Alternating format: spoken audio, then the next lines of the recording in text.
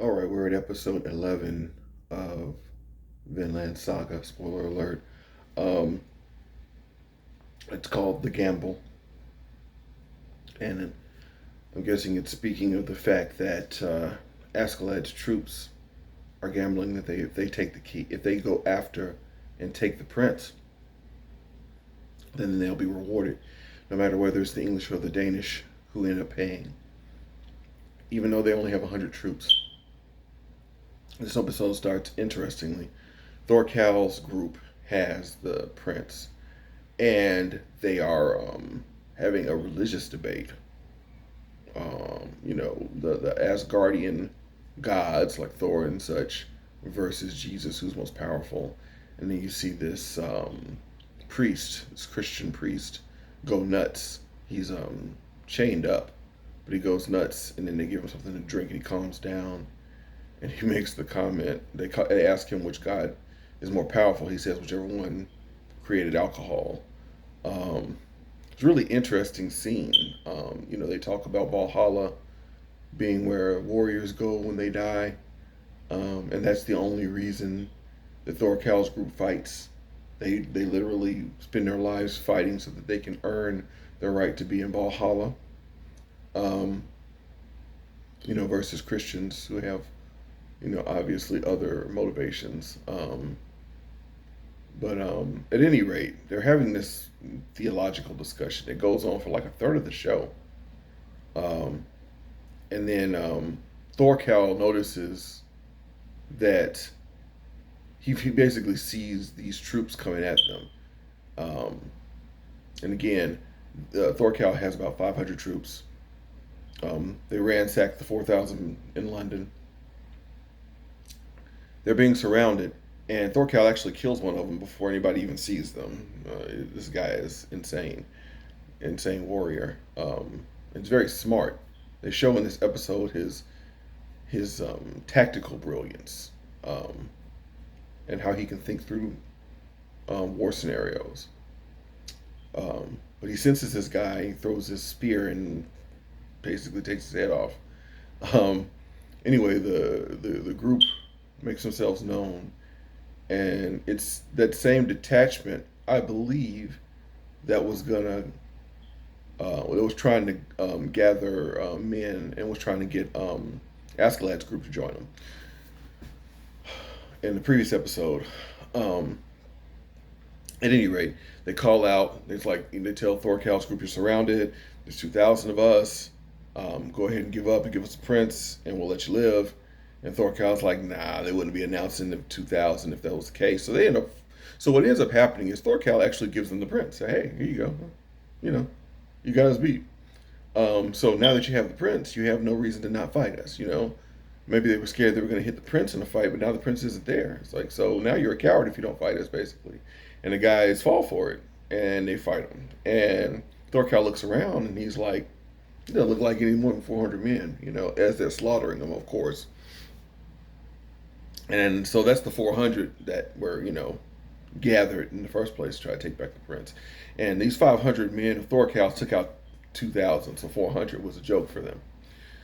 Then all of a sudden you see Thorkel notice that there's a fire. He smells it in the air, and he's the first one to notice it, and then somebody else notices it, and then it's very obvious. There's a huge forest fire going on during this battle. It's about they say it's about a half hour from being over. So there's this huge forest fire, and you find out that Askeladd lit it, and then you see Thorkel come to the conclusion that it was lit on purpose. And he gets excited, of course, because he likes to fight, and he's like, "Well, we're about to take these guys out, but he says there's somebody else in the forest they want to play." So he's excited about it. Turns out Askeladd is trying to confuse them so that he can then send in Thorfinn to go kidnap the prince. So he sends Thorfinn in. Thorfinn gets to where the prince is, he kills one of the guys, and there's a standoff. And then Thorkel notices him. He's like, "Oh, that's Thorkel. Hey, guy, how you doing?" I mean, he talks, so these guys are trying to kill each other. Thorkel chopped two of his fingers off, and they're talking to each other like they used to hang out in college. It's just, "Hey, how you doing? I'm so glad to see you. I knew that had to be you. What's going on, man?" And then he starts talking to him, and he asks him, I can't remember the first question. The second question, though, was he asks him, "You told me your father was, Thor." So then he tells him his mother's name is Helga.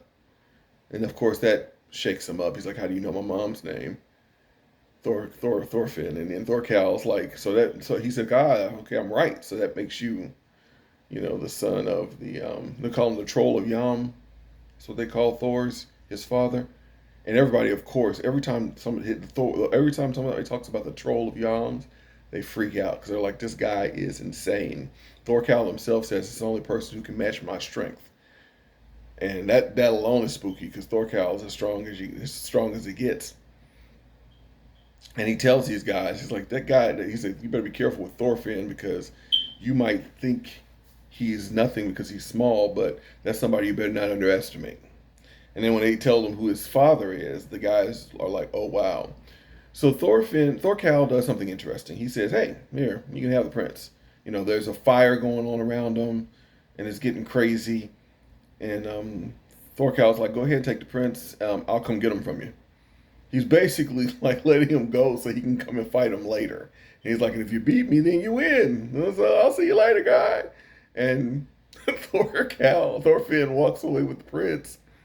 And Thorkel's just like, "Okay, go ahead, take the prince. I'll see you later." It's like a big game to him. It's literally like a big game to him. This guy, he's like, "Oh, this is the guy who took my fingers. Oh, yeah, this is a good guy. He's good at this. Anyway, it's really, really an odd mental state to be in when you're killing people. Because, of course, when the battle started, you see Thorkel kill about 20 people effortlessly, you know. And this group is about the same size as his group. So if he's able to kill 20 by himself, those guys had zero chance. Anyway, Thorfinn takes the prince, and Agnar, I believe his name is, the prince's handler, back to the group, you know. And it's funny because Askeladd second thinks Thorfinn probably didn't make it. And his luck finally ran out, he said. He almost sounded a little bitter, a little selfish, or not selfish, a little bitter, a little jealous of Thorfinn.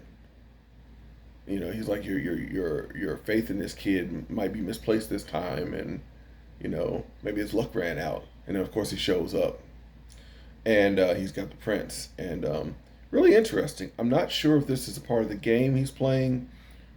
I can't imagine Askeladd has any respect for royalty, but when the prince comes, he bows down to him. And Agnar kind of chastises him. He's like, "What you did was very dangerous. It got some troops killed." He's like, "But I don't have a choice, so we're putting the prince in your care." So I guess this is the whole game of, if you take the prince back, we'll pay you. So he's kneeling this whole time while the guy's talking, and he's like, "Look, he's very respectfully saying, I'll take on the challenge of protecting the prince." And then he does something kind of out of the blue to me. It seemed kind of forced as far as writing the story. He's like, Askeladd's like, "Since I'm charged with protecting the prince, I'd like to see his face." So the prince takes off his helmet, and this is how the episode ends. Everybody's freaking out because the prince is a girl, so it's a princess. Not sure how this is all going to play out. It's very interesting that the king sent a princess out into the field to prove herself in battle. It just makes you wonder about King Swain and his motivations. Just really, it brings up a lot of questions. It makes you wonder a lot. So it's going to be intriguing to see the significance of it being a princess and not a prince, and how that's going to play out. And they kind of foreshadowed this at the beginning because the guys they're having this long conversation about, they're talking about theology, but before that they were talking about the English. And they go on and on about English women and how they feel about English women. And then it turns out that the prince is a princess, so I guess they were foreshadowing it. Anyway, it's an interesting development. Like most things in this show, it's going to be interesting to see how it plays out.